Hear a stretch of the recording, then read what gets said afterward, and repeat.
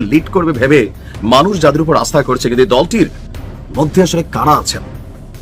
এই দলটির যিনি প্রধান আছেন আহ্বায়ক নাহিদ, তার সাবেক বিয়ের বিরুদ্ধে 150 কোটি টাকার অভিযোগ একটু আগে শুনলেন।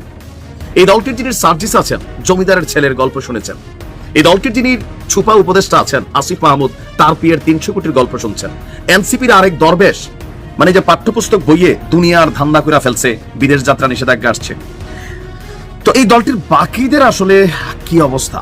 আজকে সেনাবাহিনীর হাতে আটক হয়েছে এক চাঁদাবাজ এনসিপি নেতা। তবে এগুলা ছোটখাটো নেতা, যাই হোক, তারপরেও এখন দল দেখাও তো আলোচনায়। দিনাজপুরের পার্বতীপুরে চলন্ত ট্রাক আটকে চাঁদা দাবি করার সময় জাতীয় নাগরিক পার্টির এক নেতাকে গ্রেপ্তার করেছে সেনাবাহিনী। বৃহস্পতিবার রাতে মিঠাপুকুর ফুলবাড়ি রোডে অভিযান চালিয়ে তাকে আটক করা হয়। ওই নেতার নাম হচ্ছে তারিকুল ইসলাম। তিনি উপজেলার পশ্চিম রাজাবাসর গ্রামের মৃত মাহমুদুল সরকারের ছেলে এবং এনসিপির পার্বতীপুর উপজেলার সংগঠক হিসাবেও পরিচিত।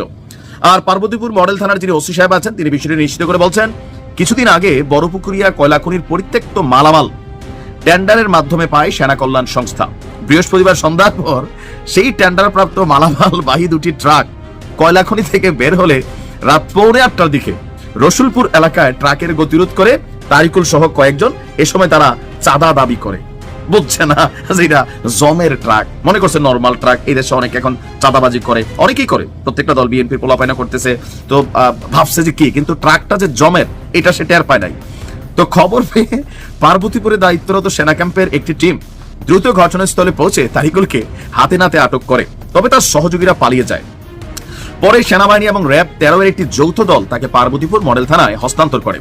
ঘটনার পরপরই সেনা কল্যাণ সংস্থার দায়িত্বপ্রাপ্ত কর্মকর্তা আরিফুল ইসলাম বাদী হয়ে থানায় একটি মামলা দায়ের করেছেন বলেও জানিয়েছে পুলিশ। ছোটখাটো খাইতে পারে নাই, খাওয়ার আগেই ধরা। দেখেন, এদেরকে ধরে কি হবে? এদেরকে ধরে আপনি সিস্টেমকে আটকাইতে পারবেন না। ধরতে হবে মোরশেদদের, যাদের বিরুদ্ধে 150 কোটির অভিযোগ আছে। ধরতে হবে আসিফের সাবেক পিএস কে। ধরতে হবে স্বাস্থ্য উপদেষ্টার পিএস দেরকে।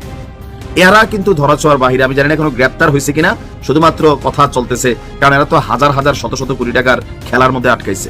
দিন শেষে এই ছোটখাটো নেতাদের